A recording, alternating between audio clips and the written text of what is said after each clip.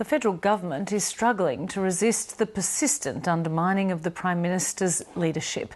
There are no immediate moves against her, but key independents are warning that they're fed up with Labor's focus on the opinion polls, and the opposition is taking every opportunity to ramp up the pressure. From Canberra, political reporter Melissa Clark has the story. Tony Abbott's in the Big Apple, focusing on the global economy. I haven't been here to fight the political battles of back home on the streets of New York. But the latest scuttlebutt about the Labor leadership proved to be too great a temptation. It's important for our country that we have strong and effective government, and plainly if the government's focused on itself, it's not focused on governing. The coalition is promoting the latest reports of union machinations. I think Tony Sheldon this morning is saying if the caucus change the leader, he'll deny them $200,000 in donations. This is blackmail from Tony Sheldon.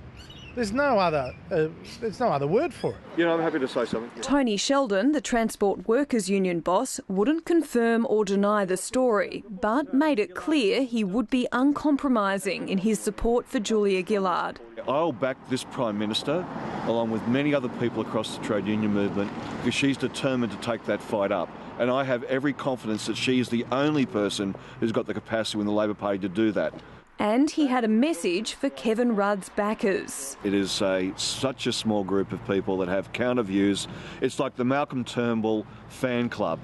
It's the Malcolm Turnbull fan club within the ALP. That's what it's up. Julia Gillard will definitely be leading us to the next election. Everyone knows it.